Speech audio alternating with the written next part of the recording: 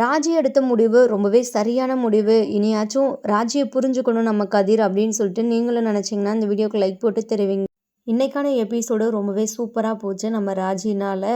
என்னதான் ராஜி கதிர்க்காக இப்படி ஒரு முடிவெடுத்தாலுமே அவங்களுக்கு கொஞ்சம் மனசில் கஷ்டம் இருக்க தான் செய்யும். கதிர் பண்ணது ரொம்பவே தப்புங்க. அந்த ஒரு டைமில் கூட கதிர்கிட்ட தான் வந்து நம்ம ராஜி முடிவு கேட்குறாங்க. என்ன சொல்ல நான் போகவா அப்படின்னு சொல்லிட்டு போக வேணாம் அப்படின்னு சொல்லிட்டு ராஜிக்கிட்ட சொல்லியிருந்தா எவ்வளோ சந்தோஷப்பட்டிருப்பாங்க ராஜி. ஆனால் உன்னோட இஷ்டம் அப்படின்னு சொல்லிட்டு நம்ம கதிர் சொன்னனால நம்ம ராஜியோட முகமே வந்து வாடி போயிடுது. அந்த டைமில் நம்ம ராஜி என்னன்னாலும் முடிவெடுத்திருக்கலாம். சரி இவரே இப்படி சொல்கிறாரே அப்புறம் எதுக்காக நம்ம இந்த வீட்டில் இருக்கணும் அப்படின்னு சொல்லிட்டு கூட அவங்க முடிவெடுத்திருக்கலாம். பட் அந்த மாதிரி எந்த ஒரு தப்பான முடிவும் நம்ம ராஜி எடுக்கலை. கண்டிப்பாக ராஜி அவங்க அம்மா அப்பாவை கூட போயிருந்தா நம்ம கதிர் ரொம்பவே வருத்தப்பட்டிருப்பாரு. ஏன்னா ராஜி போயிடுவாளோ அப்படின்னு சொல்லிட்டு ரொம்பவே பயத்தோட ரொம்பவே கஷ்டப்பட்டுட்டு தான் இருந்தார் கதிர். ராஜி அவங்க அம்மா அப்பா கிட்ட பேசின விஷயங்களை கேட்டதுக்கு அப்புறம் தான் கதிருக்கு உசுரே வந்ததுன்னு சொல்லணும். ரொம்பவே சந்தோஷமாக இருந்தார். சந்தோஷத்தில் அப்படியே துள்ளி குதிச்சிட்டு இருந்தார். நெக்ஸ்ட்டு பார்த்தீங்கன்னா ரூமில் கதிர் அப்பாடா ராஜி இங்கேருந்து போகலை, நான் கூட பயந்துட்டேன் அப்படின்னு சொல்லிட்டு பெருமூச்சு விட்டுட்டு இருக்கிறாரு. ரொம்பவே சந்தோஷத்தில் இருக்கிறாரு. அந்த டைமில் நம்ம ராஜி இருந்துக்கிட்டு வராங்க. அப்படியே கதிரை முறைக்கிறாங்க. நான் அவ்வளோ சீக்கிரத்தில் உன்னை விட்டுட்டு போயிடுவேன்னு சொல்லிட்டு நினச்சிட்டியா? கண்டிப்பாக அதெல்லாம் நடக்காது சரியா, கனவுல கூட நடக்காது அப்படின்னு சொல்லிட்டு மனசுக்குள்ளேயே ராஜி இருந்துக்கிட்டு நினச்சிட்ருக்குறாங்க. இங்கே ராஜியை கொஞ்சம் கலாய்ச்சி பார்க்கலாம், கடுப்பேற்றி பார்க்கலாம் அப்படின்னு சொல்லிட்டு கதிர் இருந்துக்கிட்டு ராஜிக்கிட்ட, என்ன ராஜி என்ன வந்துட்ட, உன்னோட பேக் எடுத்துகிட்டு போகலாம் அப்படின்னு சொல்லிட்டு வந்தியா அப்படின்னு வந்து கேட்குறாங்க. ஆமாம் ஆமாம் அதனால தான் வந்தேன், சரி போயிட்டு வரேன் அப்படின்னு சொல்லிட்டு ராஜி அப்படியே கொஞ்சம் சீன் போடுறாங்க. எல்லாம் தெரியும், நீ உங்கள் அம்மா அப்பா கிட்ட பேசின எல்லாத்தையுமே கேட்டேன், அப்புறம் எதுக்கு நடிக்கிற, தெரியுதுல அப்புறம் எதுக்கு என்னை கடுப்பேற்றி பார்க்குறீங்க, உங்ககிட்ட வந்து கேட்டால் ரொம்ப தான் பண்ணுறீங்க, அப்புறம் நான் என்ன சொல்ல உன்னை போக வேணாம் அப்படின்னு சொல்லிட்டு சொல்கிறதா, நீயே உன் அம்மா அப்பா மேலே எவ்வளோ பாசம் வச்சுருக்குற, அவங்க எப்போ தான் பேசுவாங்களோ உன்னை ஏற்றுக்குவாங்க அப்படின்னு சொல்லிட்டு நீ என்கிட்ட எவ்வளோ டைம் சொல்லியிருக்கிற, உன்னை எப்படி நான் அந்த வீட்டை விட்டு போகாத அப்படின்னு சொல்லிட்டு சொல்ல முடியும், எனக்கு அந்த உரிமை இல்லை ராஜி, இது உன்னோட முடிவு. அதெல்லாம் விடுங்க. சரி இப்போ நான் கேட்குறேன். அதுக்கு நீங்கள் உண்மையான பதில் மட்டும் சொல்லணும். பொய்யா எதுவுமே வந்து சொல்லக்கூடாது அப்படின்னு வந்து சொல்கிறாங்க. உடனே நம்ம கதிர் இருந்துக்கிட்டு அப்படி என்ன கேட்க போகிறா அப்படின்னு சொல்லிட்டு ஒரு மாதிரி முழிச்சிட்டு நிற்கிறாங்க. இப்போ நான் கேட்கவா வேணாமா அப்படின்னு சொல்லிட்டு கேட்குறாங்க. கேளு அப்படின்னு சொல்லிட்டு கதிர் சொல்லவுமே, என் அப்பா அம்மா கூப்பிட வந்தப்போ அவங்க கூடயே நான் போயிருந்தா நீங்கள் சந்தோஷப்பட்டிருப்பீங்களா இல்லை வருத்தப்பட்டிருப்பீங்களா, என்ன மிஸ் பண்ணியிருப்பீங்களா, உண்மையை சொல்லுங்க அப்படின்னு வந்து கேட்குறாங்க. உடனே கதிர் இருந்துக்கிட்டு, இது என்ன கேள்வி, நீங்கள் பதில் சொல்லுங்கள், எனக்கு பதில் தெரியணும் அப்படின்னு வந்து ராஜி கேட்குறாங்க. உடனே நம்ம கதிர் யோசிக்கிறாரு, என்ன பதில் சொல்ல, உண்மையை சொன்னாலும் இவ ரொம்ப ஓவராக பண்ணுவா, என்ன பண்ணுறது, சரி சொல்லுவோம் பரவாயில்ல அப்படின்னு சொல்லிட்டு வருத்தப்பட்டிருக்க தான் செய்வேன், என்கிட்ட டெய்லியும் சண்டை போடுறவ திடீர்னு என்னை விட்டு போயிட்டா எப்படி இருக்கும், கஷ்டமாக தானே இருக்கும் அப்படின்னு வந்து சொல்கிறாங்க. உடனே ராஜி இருந்துக்கிட்டு முறைக்கிறாங்க, அப்போது சண்டை போடுறதுக்கு ஒரு ஆள் இல்லை அப்படின்னு சொல்லிட்டு தான் வந்து நீங்கள் வருத்தப்பட்டிருப்பீங்களா, மற்றபடி என் மேலெலாம் எந்த பாசமும் இல்லையா அப்படின்னு சொல்ல முடியாது அப்படின்னு சொல்லிட்டு கதிர் இருந்துக்கிட்டு இழுக்கிறாரு. அப்புறம் வேற என்ன, பாசம்லாம் இருக்க தான் செய்யுது, ஆனால் நீங்கள் அப்படி எதுவும் சொல்லலையே, நான் சொல்ல வர்றது என்னென்னா, நீங்கள் எதுவுமே சொல்ல வேணாம், நான் நல்லாவே புரிஞ்சுக்கிட்டேன், நான் இங்கே இருக்கிறது உங்களுக்கு பிடிக்கல, நான் எப்போ பார்த்தாலும் சண்டை போட்டுட்ருக்கிறேன், அந்த சண்டை போட்டாலும் அதில் உங்களுக்கு ஒரு என்டர்டெயின்மெண்ட்டாக இருக்குது, அதனால தானே நான் இங்கே இருக்கணும் அப்படின்னு சொல்லிட்டு நீங்கள் நினைக்கிறீங்க, பரவாயில்ல நான் இப்போவே போகிறேன், என் அம்மா அப்பா என் மேலே கோவமாக தான் போனாங்க, நான் போயிட்டு இப்போவே நின்னாலும் அவங்க ரொம்பவே சந்தோஷப்படுவாங்க, தள்ளி போங்க அப்படின்னு சொல்லிட்டு ராஜி அவங்களோட பேக் எடுத்து கிளம்ப போகிறாங்க. உடனே கதிர் இருந்துக்கிட்டு, என்ன இவ இப்படிலாம் பண்ணிகிட்டு இருக்கிறா, இவ போகக்கூடாது, இவ போயிடுவா போலையே அப்படின்னு சொல்லிட்டு எங்கள் ராஜி கையை பிடிச்சி இழுக்கிறாரு.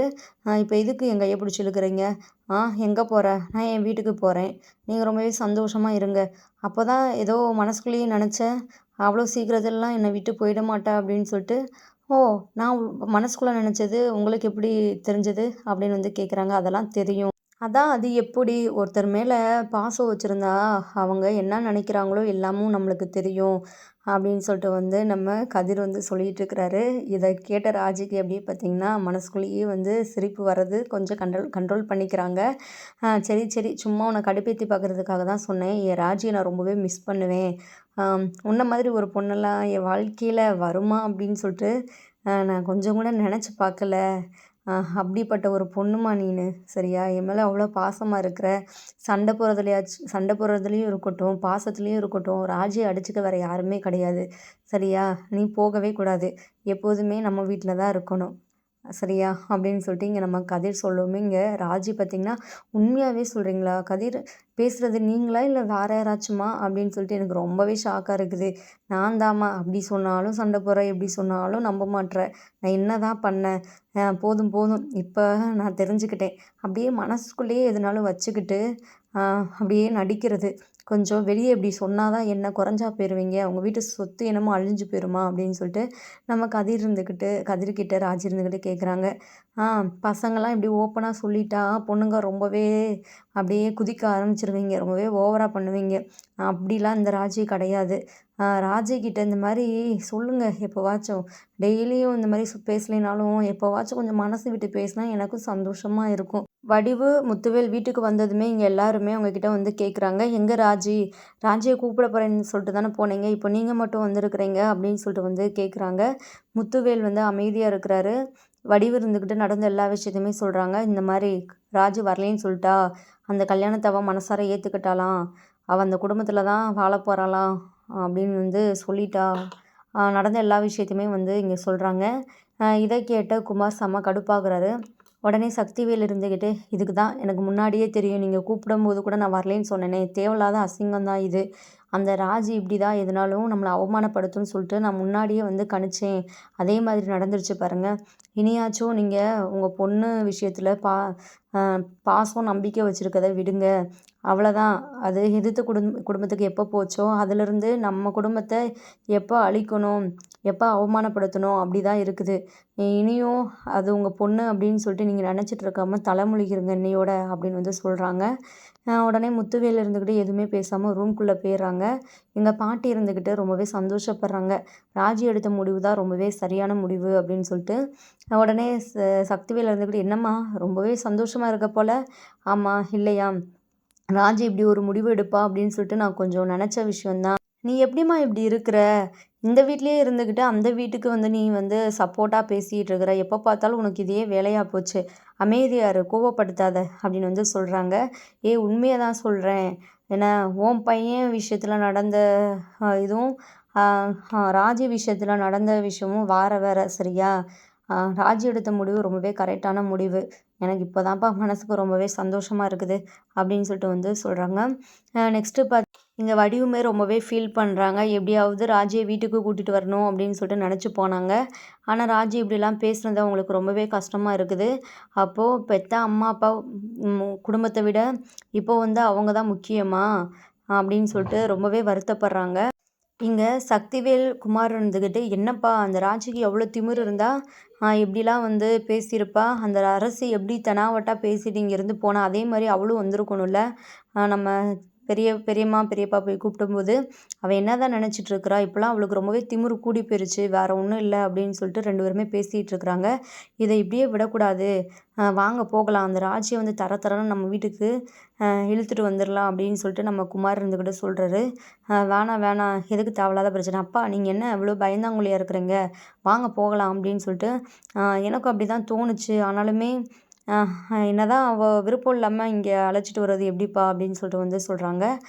இது ஒரு கல்யாணமா, ஏதோ வேண்டா வெறுப்பா நம்ம வீட்டு பொண்ணு கழுத்தில் அவன் தாலி கட்டியிருக்கிறான், அப்புறம் எதுக்காக ராஜி அந்த வீட்டில் இருக்கணும்?